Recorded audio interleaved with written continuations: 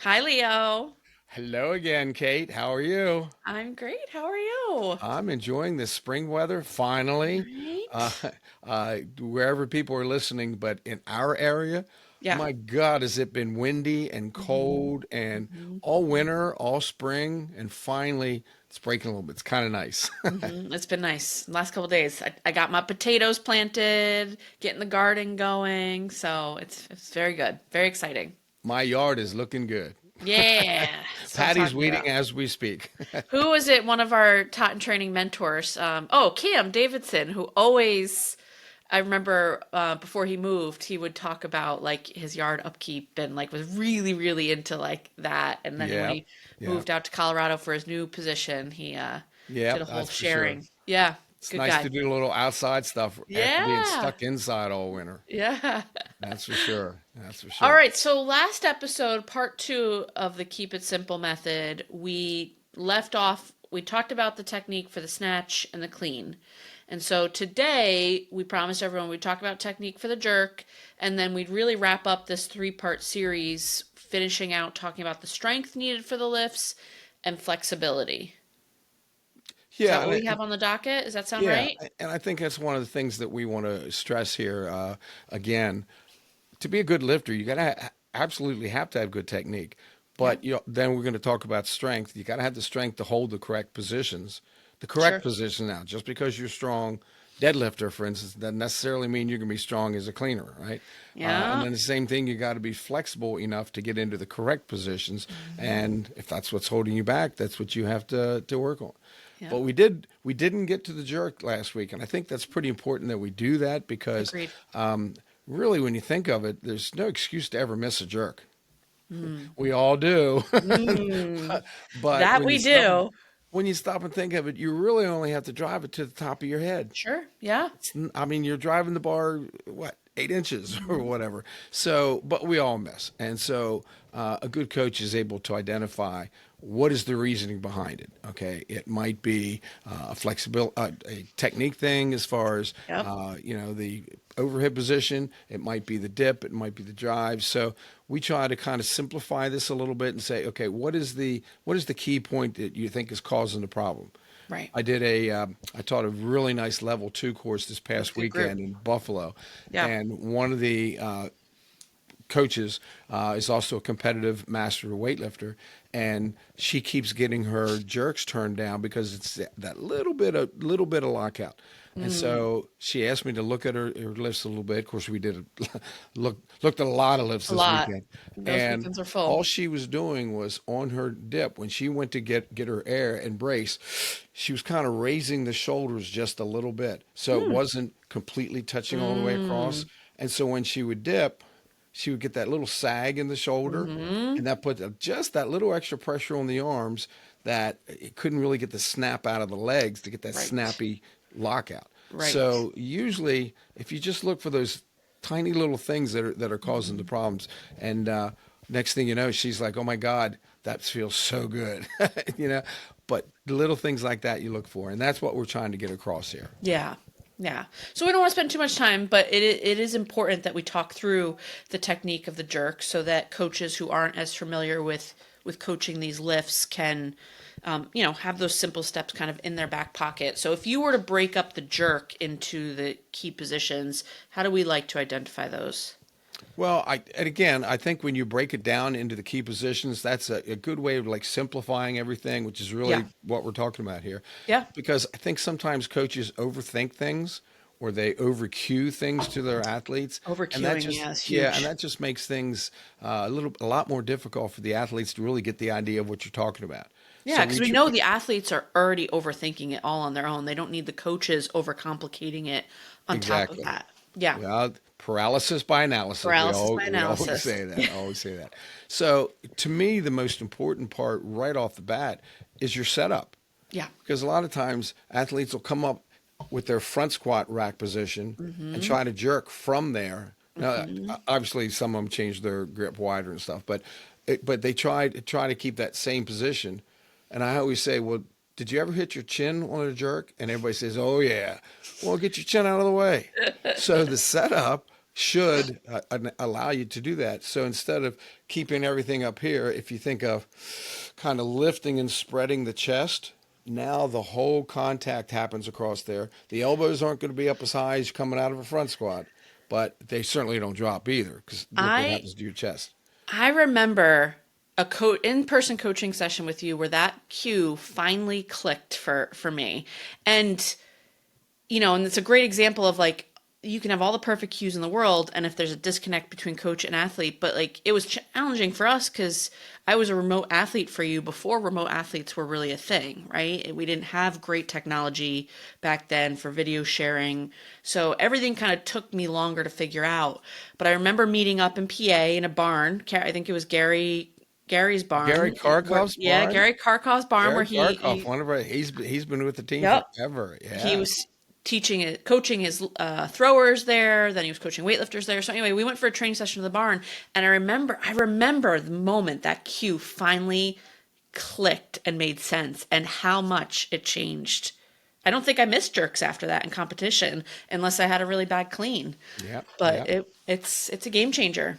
It's something as simple as like if you put your fingers right here and just think of lift and spread the chest. Don't not Right. lift the shoulders, but And lift and not the spread elbow. the It's not chest. about the Yeah, elbows. It's about the elbows kind of yeah. come out, Yep. and then you leg with your hands, and there's your setup. Yeah. And what this girl that was doing this weekend, she was just getting that little bit of a raise of the Yeah. shoulders. And Yeah. with a lightweight, you can get away with it, but Sure. with a You get away with a heavyweight, lot. when you go to dip, you get that sag, and Yeah. you get no legs after that. Yeah. So again, we're trying to simplify that. So that set position, I think, is really important. Then on the dip, first of all, how deep should you dip? Somebody Name of the told me one game. time, all right, this is a secret. Don't tell. Maybe I shouldn't say this on a podcast. You should dip 10% of your height. I'm being facetious. A coach said that sometime. What is 10% of your height, Cait? I have no idea. Okay. Are we talking? So, Yeah. Yeah. so bottom line is we all know what our power position is when we Yeah. pull. Yeah. So that's pretty much how deep we're going to dip Yeah. when we get it. It's pretty much a power position, knee flexion. Okay. Sure. But Yeah. what the only difference is that when you're in your power position for the pull, your hips are back and your shoulders are in front a little bit. Yeah. Okay. Well, here, all you do is just straighten up and your hips Yeah. just kind of come forward so that now they're under you. Yeah. Other than that, that's how deep you should dip. Yeah. One of the problems that people have sometimes too is that they dip too fast. Oh yeah. Okay? Yeah. When you dip too fast, the bar tends to come off the shoulders. And when it does that, again, you lose that connection, you lose power out of your legs. Right? So, and instead of getting that rebound of the bar, you get more of a, shaking up and down, and you're really not taking advantage of the elastic quality of that bar. Right. Because as we all know, a good Olympic bar has some good spring to it, Should but have you some good- you have yep. to position your body correctly to use that. To leverage that. Yeah. Use that leverage, correct? Yeah. All right. So how fast? That's what you're looking for if you're athletes. Just get them to control that dip. Yeah. Just slow it down. It's the Right. same thing we say to people pulling off the floor, as slow or as fast as you can go and maintain good form and maintain your Exactly. positions. That's what it boils down And that's to. a frustrating answer for athletes. It's a frustrating answer for coaches in the early days too, because they're still figuring out what that looks like. But it is ultimately the answer. Yeah, and it Yeah. is still, especially for those sport coaches that Yeah. say, "Well, maybe we don't want to do anything overhead." Well, really, what we're doing when we're doing a jerk is we're doing a triple extension, same that we do when we pull, except now the triple extension is driving the bar over our head. So you're still getting that power out of the that we're looking for when we clean or snatch, and now we're doing the same thing. But now you're getting that shoulder stability, the thoracic strength, all those things that So many benefits. so many athletes and Yeah. all athletes need, whether Yeah. they do a lot of overhead work in their actual movement or not. Yeah. So that I think is really important. Another thing too is that when you dip, you want to. It's not how fast you dip; it's how fast you change directions. This There it is is. why I just use two cues: control, explode. Right. Okay, so you want to be in that bottom position as little as possible. Now, when we train, if you have a tendency of your athletes to not stay in connection with the bar Maybe their dip is weak. So what we do is we actually have them hold that for a Yeah. second to Yep. train that position. But the idea is eventually it should be down and up, and it's Right. not shouldn't be any hesitation at the bottom, or as Right. little as possible, I should That say. was possible. So, and then the bar path when you're doing a clean or a snatch, it's not a straight line. Right. Okay. Comes back a little bit off the floor to get the bar to the middle of the foot. This is a review from the last podcast we did. Yep. And then as you shift, the bar is going to shift a little bit forward, but not too far forward. It stays within. It kind of ends up being, the bar path ends up being almost like a squished S. That's what it boils down to. Sure. Yeah. Okay. But when you jerk, the reason I reviewed that when you jerk though, there's no loop of the bar at all. Straight down, straight up. Yeah. There'll be a little bit of a loop at the top to Just a receive little it, bit at but the top. it's Yeah. not going to be much. Okay. Yeah. So I think that bar path is where you talk about that there. And Yeah. then the split, bottom line is we want, what foot hits first, your back foot or your front foot? Oh, what kind of internet argument do you want to get into today, Leo? Hey, I'm up for it. I I think it really doesn't matter. As long as you try to make it as simultaneous as possible. If Yeah. the back foot hits first, fine. If the front foot hits first, most people say, "Oh no, the front foot doesn't hurt." Well, my man Phil Sabatini, and he may not even know that he does this because his jerk is so quick. But I actually slowed down a video of him one time, and literally his front foot hits just a split second before the back. I'm not going to tell Phil he doesn't know how to jerk. No. Just be, oh, Phil, I'm not having that You got to conversation. get that back foot hitting first. What's your problem? No, seriously, he has a great jerk. Yeah. I'm certainly not going to change that. It just so happens Because that front really foot what hits it all a little boils down what it all boils down to is, are we keeping the bar path in the correct position, and is your body absorbing the force in a safe way Correct. so that we're not taking damage to the spine, right? So that we're not jarring the spine. Are we absorbing impact safely, which is such a huge part of sport. We talk a lot in weightlifting about force production and how that carries over to sport.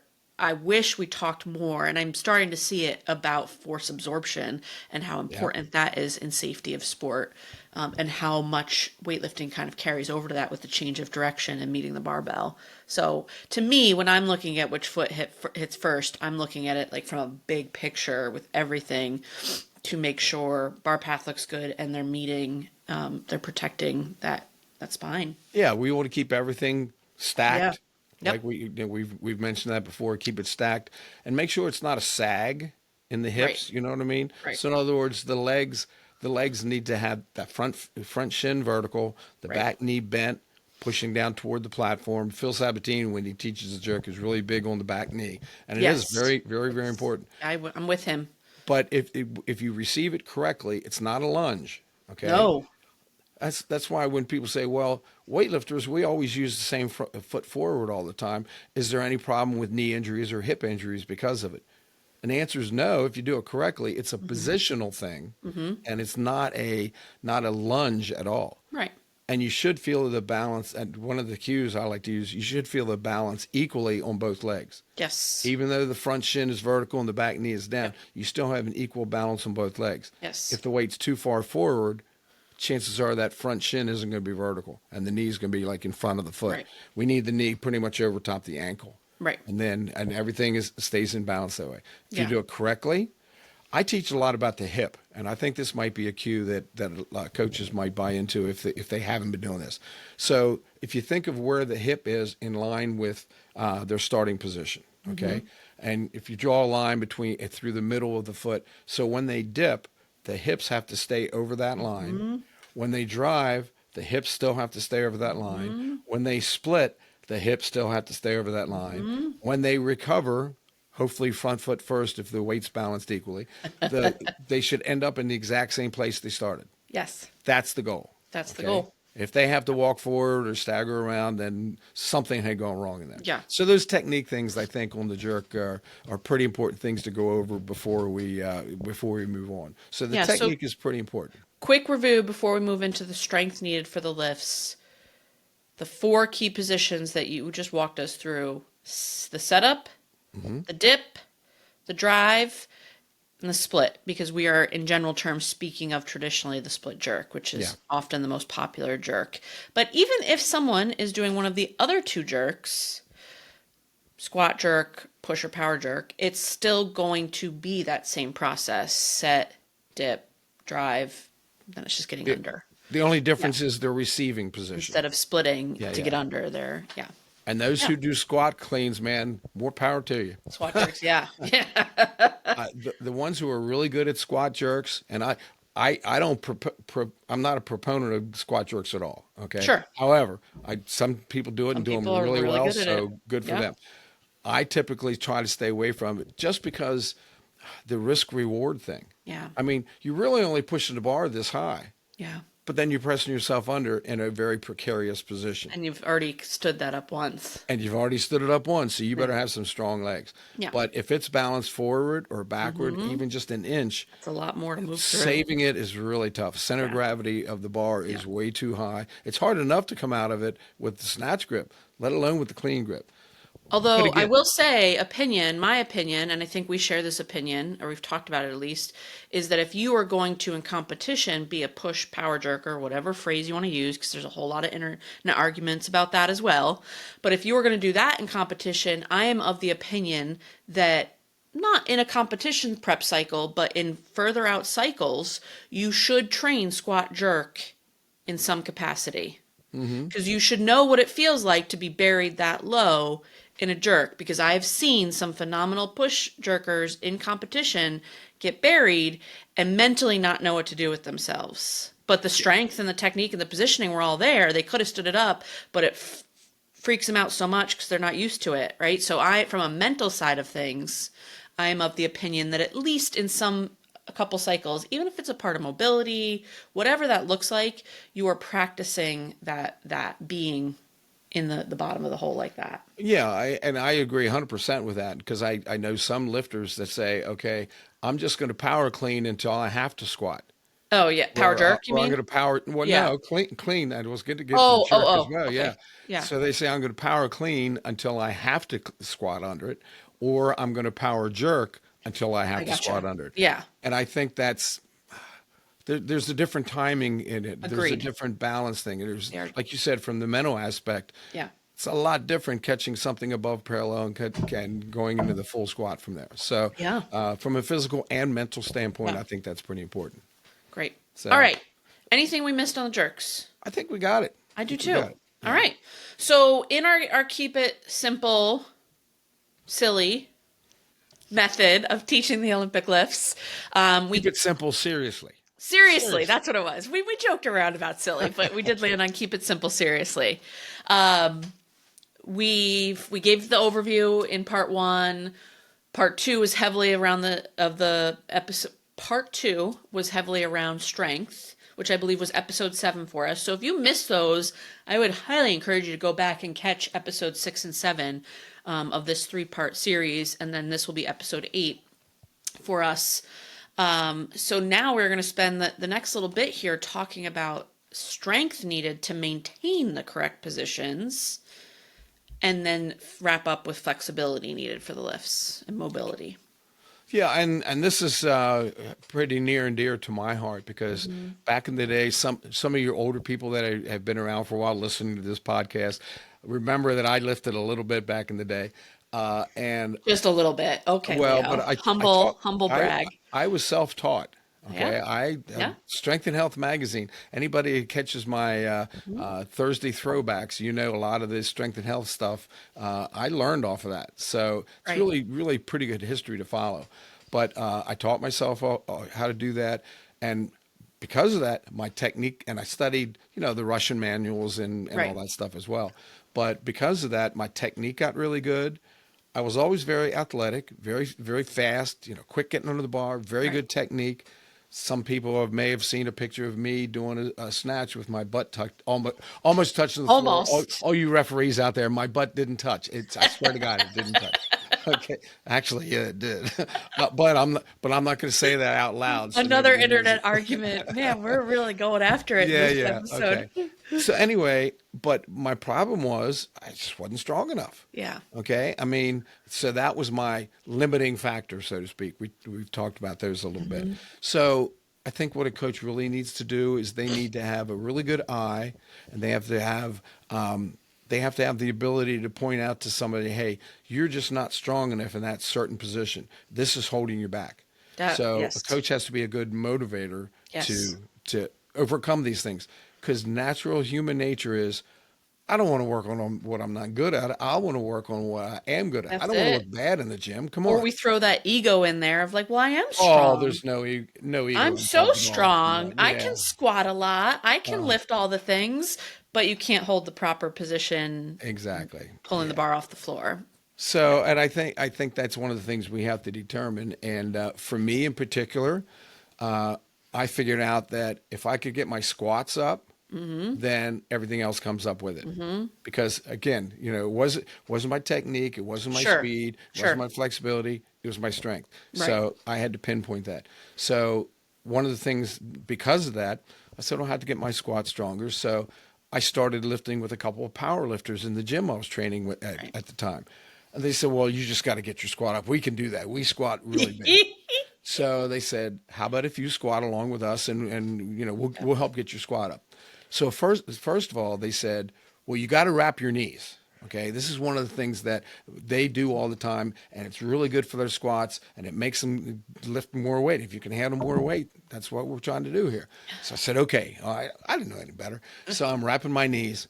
That's the first time that I ever felt any issue with my knees, and Mm-hmm. I'm like, "What is going on here? I've never had that problem." Well, come to find out, they were doing low bar squats. Yep.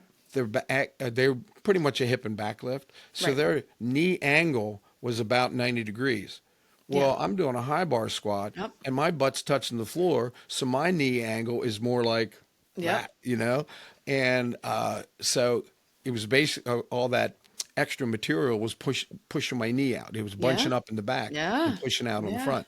I So can I really stopped mess you up. using the wraps. Next thing you know, my No squats more knee pain. no Yeah. more, no more knee pain. Yeah. But the important thing is though that I was able to get my squat up, and pretty much we go by the just real rough figure. Whatever your clean and jerk is, it should be about 80% of your squat at a Right. bare minimum.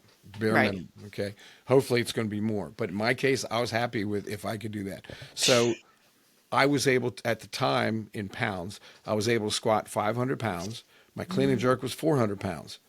Well, I kind of got stuck with anything heavier than 400, but I Mhm. got the squat up to 525, I think it was, 520. Next thing you know, my clean and jerk is Mhm. 190, 418. Right. So there is a direct correlation. Yes. And the more I continue to get my squat stronger, the better it related. Even to my pulls, my full pulls felt stronger. Yeah. So strength was definitely my weak area. Right. So this is one of the things that I think that coaches really need to look at. And again, it's a pretty simple thing. Super And if simple you, if that's the issue. And yeah, I think we've kind of talked around two different components of this, and I think you and I are both really good examples because we're almost opposite ends of the spectrum. Like, yeah, when I first started lifting with you, you could always get stronger, but my issue was like I had really good strength, okay technique for being new, but as time went on, I didn't have the strength in the position. So even if we had gotten my squat up, it wouldn't actually have done a whole lot the way you saw the results because we had to get me stronger in specific positions. So it's almost a combination of technique and strength being the issue in my case. Whereas your example is very clear, technique's there, strength in the positions is there. If we get the strength up, it's going to pull those two along with it. yeah, and another factor it kind of relates to that. I think is that if you get your squats up, then it just helps you overall back and hip and Absolutely. leg, not just Absolutely. coming out of the bottom Not just, of a yeah, just clean. general Okay, protection. like right off the floor, I because of that, the weight felt a lot better. Yeah. Okay. And Yeah. again, but it's got to be in the right position. If I'm coming off the floor with my back rounded and my arms bent, no way I'm going to get into a position to actually finish that Right. lift. Right. As a matter of fact, another thing that I found is that if it felt really heavy off the floor, even if it's good position, Yeah. by the time it got to the power position, I was almost psyching myself out. I was like, man, I can't finish this thing. Yep. So I started doing deficit pulls. Mm-hmm. Okay. So now you're really working on that posterior chain strength. Exactly. I'll talk about that in a second too. But what I did is that I kept working on the deficit pulls. Then when I got to the regular pull off the floor, it's like, oh, this feels a lot lighter. Yeah. And because of that, I stayed with the pull longer to be able to finish it. Yeah. All right. And like you just brought up there, one of the things about doing a deficit pull is that really works that posterior chain. Yeah. I discovered, by the way, did I ever tell you the story about how I discovered on my own as a 12-year-old about deficit pulls? Yeah. Yes. Did I tell Yes. you this story? I know this story well. For those of you who This is a haven't good heard one. this You got story, to share it. This is a good one. I bought my first set of weights at the age of 12 Yep. at York Barbell. I think I Yep. mentioned even how I earned the $20 to get that 5 foot Yep. bar and $20 picking cherries, 25 Yep. bucks, 25 cents a bucket. But anyway, so when I got the barbell, the only place I could lift in the nicer weather was out in this little shed, kind of like a little garage type thing. Yeah. And it cleared it out, and it had a dirt floor. Yeah. Well, every time the weight hit the floor or hit the ground, it got deeper and deeper and deeper. Next thing you know, I'm pulling off, doing a deficit pull, pulling off pretty much the top of my shoelaces. So I taught myself how to deficit pull, not even knowing exactly what they were. But I did find in my later years that they really did help out. But I will say now, make sure that every time you do this, that you're pulling from the correct position. Right. All right, because I've seen people they have a really good body position when the bar is at the knees, but then when they lower the bar down to the floor, they round their back. They don't quite have the flexibility to be able to maintain that position. So if you're going to do deficit pulls, definitely make sure you can get in that correct position because Sure. it's difficult for a lot of people. Yeah. I mean, I think by far my favorite posterior chain strength exercise that just overrules all of them is the RDL, the Romanian deadlift. That's And it's one of my favorite lifts. I bring it up because I get so frustrated. And I know like the internet's the internet. I get so, and I'm going to get on my soapbox here for a second. I get so frustrated watching people, trainers, coaches, demoing an RDL and saying it's an RDL when it's not actually an RDL. It's just like a reverse deadlift. Because the whole point of an RDL is that you're really just unlocking the knees at the top. And then from there, that knee angle should not change any further. You just hinge at the hip. You just hinge it. The goal is not to get as low as possible at any cost, right? Rounding your back or bending your knees. And so many athletes don't feel it because they want to get up into the quads because it's easier. I would rather someone just go to the knee if that's all their flexibility or strength can allow them to do. And then that builds the posterior strength over time, and then we bring them lower. But what I love about that lift so much, whether it's the regular RDL, a snatch grip RDL, is it works on the entire posterior chain, not just the legs and the glutes, but it works on the back and Exactly, shoulders and yeah. all of it. So Well, off soapbox, but I'm going to drives me jump right on bonkers. that soapbox with you because if I were to pick any two strength exercises, it would be back squat and RDLs. Mm-hmm. And the reason I like it is because I know you really need it. But the reason a lot of athletes don't like it is because it's hard. It's And hard. the first time you start doing it, you're gonna feel some after effects the next day or two. If you're doing it right, you should be sore from it in the There's early going to be days, some muscle soreness. even Okay? at light weights. But I think it's really important from a standpoint of most people are pretty quad dominant. Yeah, I mean we're Just meant to be naturally. quad dominant, but Yeah, not we sit a lot. as quad dominant Yeah. as most people are. But to have a better posterior chain, a stronger posterior chain, you need to, when the bar is at your knees and when you're doing a pull, right? When the bar is at your knees, in order to keep your shoulders in front of the bar and to keep the bar over the middle of your area of base or even toward the heel just a little bit, okay? You need to have that strong posterior chain. So Right. instead of a quad to hamstring ratio of 80-20 that most people have, Right. it should be Which is closer to so 60-40. scary. Yeah, 60-40. I don't think 50-50 is 55, probably gonna happen. 45. I don't Yeah. know Okay. how many people actually really have that. I haven't looked at the research in a long time, but But what we're saying here is that you need to be able to keep your shoulders in front of the bar in order to yeah, maintain your good technique. that's it. You got to be Strong in enough. order to Yep. maintain that position. Yep. So RDLs are one of the best things, and these are simple cures for people who have a hard time staying over the bar. Right. Yeah. And the first, just real quick on program design for these, Yeah. what I have found, and maybe some other coaches have different ways of doing it. I don't work off of percentages for them for the first cycle. Oh, Okay. agree. When I first introduced the RDLs, I say, look, we're going to do 5 sets of 6, just lightweight by feel. Okay. Yep. Don't worry about percentages. No matter what, I don't care. That bar can be so light. The next day, your athletes are going to be cursing at you Yeah. because they're saying, "Oh my God, that I didn't know it was going to do that." But you want to get to the point where, like Dragomir Soroslin, a while back, had Yeah. Niku Vlad. I saw him doing like a video of like 330 kilos for like 10 reps or something like that. Whew. I tell you what, because of that, he was able to handle some really big weights and Sure keep could. his position. Yeah. So, getting back to the program, what I would say, typically do is I would say, okay, for the first 4-week mesocycle, we're going to do regular basis RDLs, but no percentages. Right. Then for the second cycle, they should be fairly good at them. So whatever their max is in the clean, Yep. we'll say, okay, we're going to use that same max to train your RDLs.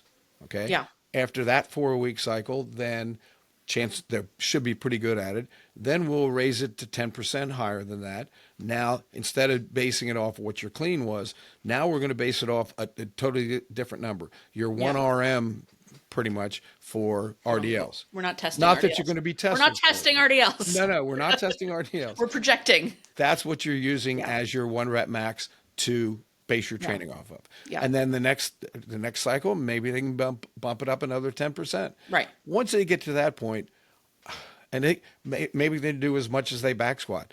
If they can do that, they don't need them anymore. They don't need them that much anymore. I'll tell you, if you want to really get your athletes really happy with you, you start building in snatch grip RDLs for them. Oh, And I've then done those too. They're lovely. Yes. I'm not sure what to do on percentages on those though. They're not. No, quite I kind of follow same the same path. I follow the same path with like based off of the assessing snatch. and then based off of the snatch and then just increase the number. But usually at that point they peter out of using them anyway once they're Right. yeah. So you have some other ratios that you really like to use Yeah, and around strength stuff. at the level 2 course for USA weightlifting, they have a whole list of whether it's a hang snatch Yes. or a from the floor or whatever. Yes. I just have some basic rule of thumb. I mean, comparing lifts. First of all, I mentioned about the strength of the clean and jerk to the squat, Yep. and again, that's a real rough bare minimum. Like 80% of your clean and jerk. For me, it worked out perfectly. Somebody like Shane Hammond. Yeah. A really good guy. Anybody doesn't know Shane, Look him up up. the history. Oh my Great, gosh. great guy. Yep. Really strong. Yeah. 1,000-pound squat. Therefore, if you do the math, 80% of 1,000, he should be able to clean and jerk 800 pounds. No. Yeah. All I'm saying is that if strength is a weak area for you or a limiting Yes. factor, you don't, that's what you have to hone in on a little bit. And as a coach, you need to motivate your athletes to do that. So in his case, when he came to the Olympic Training Center, I forget the exact years, but when he came, Dragomir worked with him, backed him way back on his squats. He didn't need to.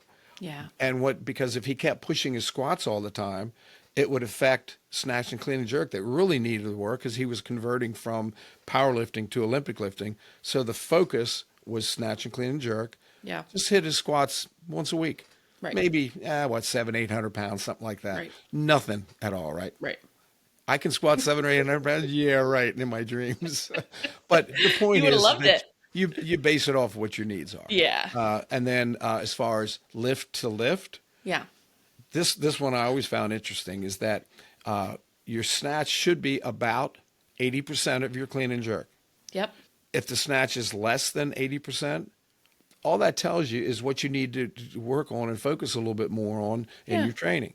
If the snatch happens to be more than your 80% of your clean and jerk, then something in the clean and jerk is holding you back. And see, this is where a coach, I think, needs to have a pretty good eye on what their needs are.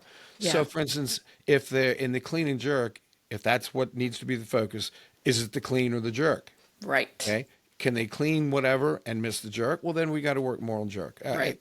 It's really pretty Right. simple concepts. Yeah. Or if they're Yeah, jerked way you ahead or work your way backward. I mean, the it all backward boils map. down to you backwards map it, right? Correct. And then you figure out where the gap is, and then you spend extra time working on that gap without fully losing the other stuff, right? Doesn't mean you just Correct. stop having the athlete work on snatch. Correct. No, but maybe you're only working on snatch 1 day a week or 2 days a week, and you're focusing more on cleans and all the broken down pieces of that when you in on if it's a strength, a position, a technical issue.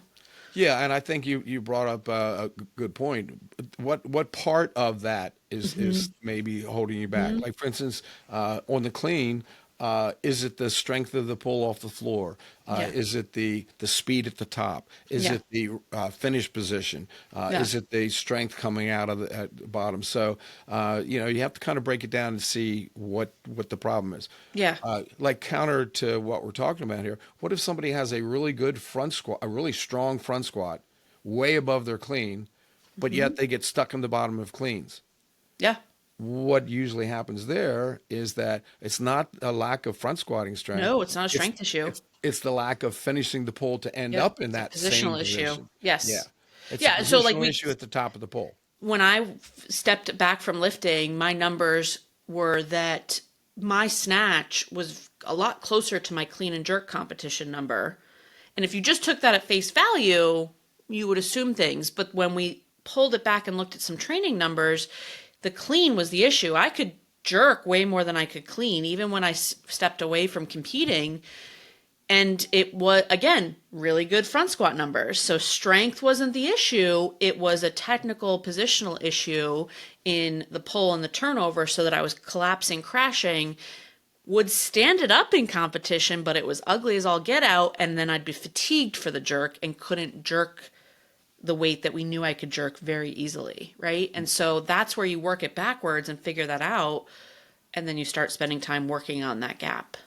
Yeah. Yeah.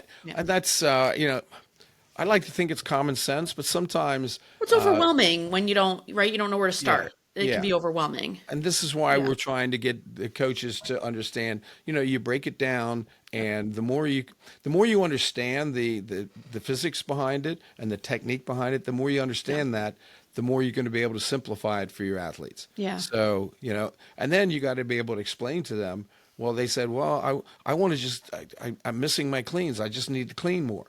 Well, maybe not. Maybe it's Right. something, if Maybe you there's break something it else down going off on of here that we got to figure out. Yeah. Yeah.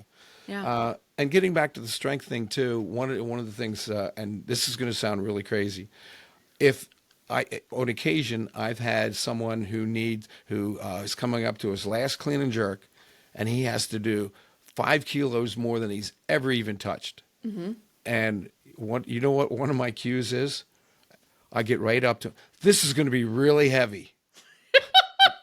Doesn't that sound dumb? Okay. Yeah. But what the reason I say that though is that if that feels really heavy coming off the floor and they're not prepared for that, Right. they're not going to stick with that pull and finish it. Right. Okay. But if So they're- this is why I just say, make sure that you understand, hey, this is going to be heavy. What the heck? This is what we do. I mean, Yeah, you the can whole do it. idea. Yeah, there's of a our follow-up sport- statement to that. This is going to be really heavy, and you can do it. Yes, exactly. But that's Yeah. what our sport is. Just Yeah. keep pulling. Yep. Okay. And that's one of the things took a while for me to even learn when I was teaching myself. It's Yeah. like, oh my God, if it felt heavy, chances of finishing it is going to be pretty slim. Yeah. So I think that strength thing is pretty important. So the lift to lift ratio, getting back to that, I think is pretty important. And again, a coach has to understand that. And one thing I do want to stress here too is that you might have a good pulling strength, but does that really relate to your ability to do the actual lift? Sometimes not. Yeah. So you got to have at least sufficient strength to do that. Yeah. And, I know a lot of times if somebody is more of a strength lifter Yeah. rather than a technique lifter, I think the best lifters are technique and strength combined. That's the goal, right? Is to Yeah, get to that combination. Because sometimes if you look on the internet, you'll see some of the top level lifters in the world, world champions, Olympic champions, and you look at some of their technique and it's not ideal. Right. But they're so darn strong, Right. they can compensate for that. Right. I mean, like for instance, our Weightlifters, typically we look for the males a minimum of double body weight squat, Right? and for females a minimum of 1.75 body weight squat. Yep. Okay, if they can do that, that's the minimum. Okay, these guys and girls on some of these Olympic and world champions, their squat is way above that. Right. Okay, so they have excess strength that even if their technique isn't ideal, It'll come in. ideal as far as what we think should be ideal. Like we're talking high level ideal Yeah, here. yeah, We're not talking about like yeah. rounding the back and yeah. Yeah. And I think people need to realize that those guys and girls, they've been training the old 10,000 hour rule. Okay. Yeah. Way more than that. And Even if they've it wasn't all in developed the their, sport of weightlifting, they've been training their bodies in yeah. that 10,000 I hour think we rule. told a story about Piros Dimas. Awesome. One Yeah. of my favorite lifters of all time. Kind of throws his head and shoulders back. Yeah. But if you look at his technique, he's still able to keep it It where doesn't it needs to affect be. the bar. Yeah. Yeah, the Yep. bar path still stays where it should Yep. be. So, you have to take all those things into consideration. Somebody might bend the arms too early. Right. Well, somehow they're still able to lift world records in Right. spite of that, Right. not because of it. So, strength is important to have, but I think ideally we want to combine the technique and the strength. Yeah. Okay. Okay. We have a couple minutes here. I do want to touch base on the flexibility piece a little bit before we wrap up the episode. I think it's important that we at least touch on some examples of flexibility of getting into the correct positions and is when that is the inhibiting factor. Yeah, okay. I mean, like if you start with let's just use clean as an example, okay? In the start position, are they able to have a flat or semi-concave back? Are they able to have their shoulders above the hips and hips above the knees, still maintain a flat foot, and still Yeah. have their shoulders in front of the bar with the Yeah. arms straight? And the thing I always really emphasize here to when I'm teaching new coaches, it's not if they can just naturally get into that position because they've never done this before, most likely. It's if they can correct when you cue them into that position. If they can't correct when they you cue them into those positions, then it's probably some sort of flexibility, mobility, range of motion issue. Yeah, and we've always seen that a good bit. You Yeah. get them to get in their start position, and they have this little bit of a rounding in the back, and you Yeah. say chest out. Yeah. It is out. Flatten Yeah. your back. It is flat. No, it's Right. not. Yeah. Right. So- Yeah. So then we know it's a flexibility Yeah. issue, and there's different methods of maybe getting into that position, from an eccentric stance, Right. then see if they can actually hold it.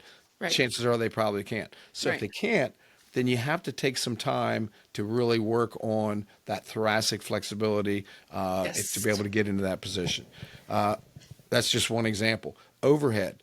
Okay. Mm-hmm. You keep saying get your head through. Well, when they get their head through, they end up kind of arching the back because the head's going Overcompensating. through, but Yeah. they're compensating. Yeah. And so if that's the case, then you have to take the time to do that. Yeah. Most athletes don't like working on flexibility. Of course not. It hurts a little bit. Yeah. It shouldn't. Okay, It's a little but boring. We'll it's a name little it. It's a little uncomfortable. boring. boring, yeah.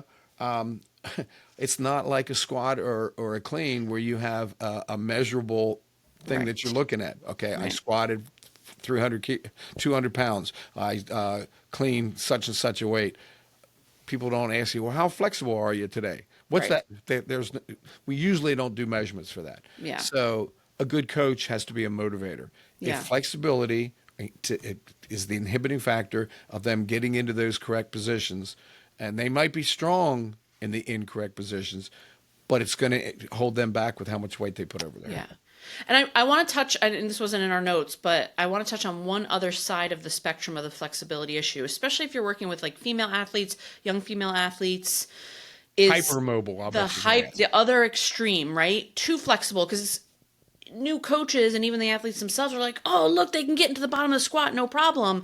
But what they're not adept at recognizing is that they're just hanging in their joints, right? And the core isn't what's stabilizing and supporting. And so we want to just keep an eye on that too, is can they stop above their lowest end range of motion? Can they hold, right? And that's where it becomes both a flexibility and a strength issue. Flexibility is inhibiting on the other end of, it's not inhibiting them from getting in the positions, but it's a huge safety issue.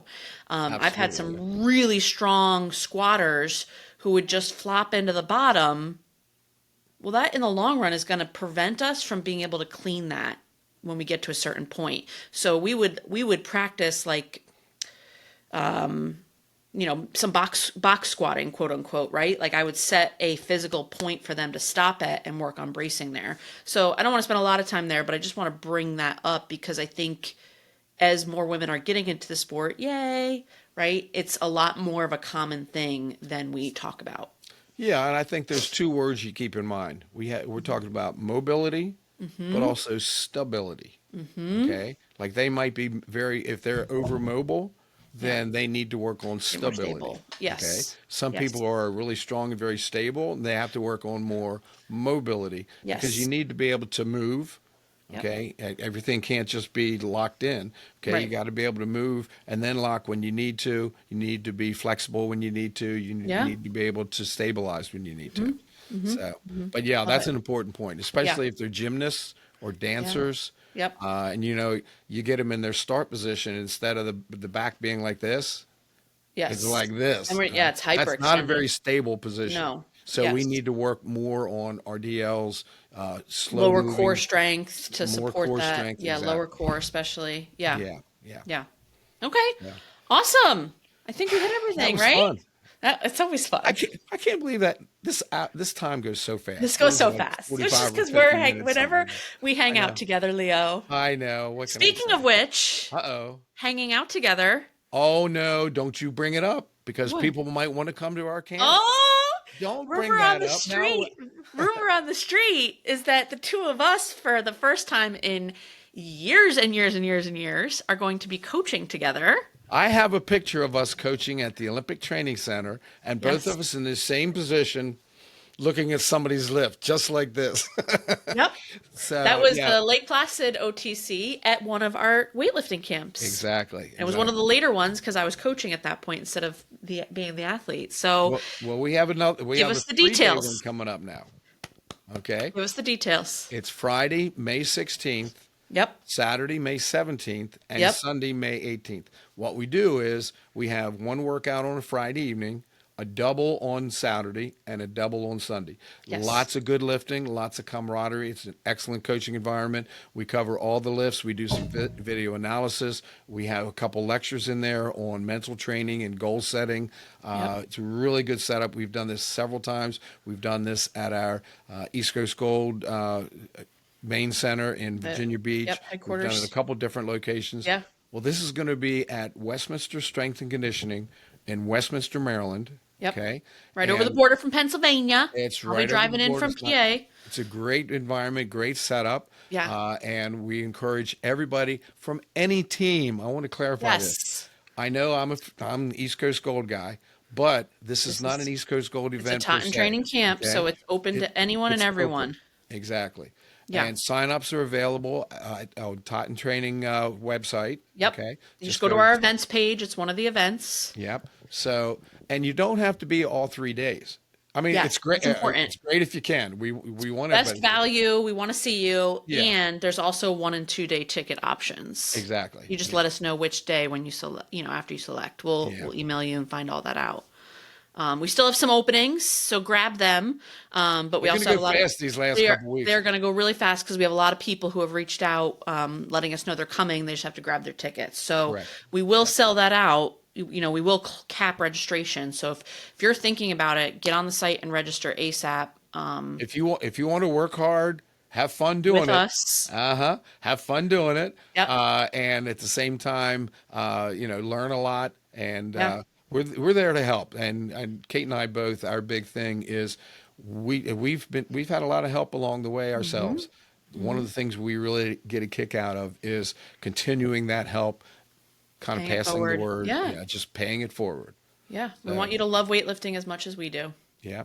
And it can be, That's and it's wonderful. with every level too, by the way. Yes. You don't have to be an Yes. advanced lifter. If you're a raw beginner, It might be a little tough for you, but tell you what, you'll get Come individual by. attention there, Yeah. and you'll get other campers helping you. Mhm. Everybody. The whole idea is to be there to help each other And if we need, we'll break groups out by by level. So ability that'll levels. help. Right. That'll help out as well. Yeah. So don't, if you're not sure, if you're feeling a little intimidated, overwhelmed, not sure if this is for you, like email us. We'll chat. I'll Yep. hop on a call with you and talk about it with you, and we'll Me we'll too. figure out what. Yep, either of us. Yep. So, I mean, that's where it's not where I met Leo, but that's where I really got to know Leo. Was at my very first weightlifting camp, very Yeah. many years ago, For and it's thir- where he well, became my coach. That's where for we had the thir- conversation. for 32 years, we did a week long camp. That's the one I went to. Yeah. Yeah, I did the very last one at Millersville University, and now yeah, I and live near I Millersville. know, Small world. and really enjoyed the week long ones, but Yeah, it turned out where because there's so many other things going on with it's hard. weightlifting now, it's It's really hard. hard to get away for Yeah, a whole week. there was So the nothing back weekend then. concept we started, and Yeah. that seems to work. I mean, you get five Yeah. workouts in less than 48 hours. Yeah. And there's a lot of recovery. So like, and you listen to your body, you trust your body, we'll work Yeah, with you. yeah, for sure. It's a really good time. Yeah, It's transformational. It's yeah, truly for worth sure. it. So, Looking all forward right, to it. Leo. All right, sounds good. Once again, Cait, thank you so much Thank to you. our audience. Spread the word. Let them know what we're Yeah. doing. And we don't have all the answers, but I'd like to think we have some good things that have worked over the years, and we just like to pass the word along. And we like to chit chat about it. Be be prepared. We have a special guest speaker coming up next time. I Next guess we month. shouldn't say anything yet We until shouldn't say it's anything yet. Yeah. finalized, Yeah. but Yeah. it's We've got getting to some that good point. guests coming up over the Yeah, rest of the year. I'm really yeah, excited for our guest list. yeah. All right. Okay. All Thanks, right. everyone. All right. Thanks, Cait.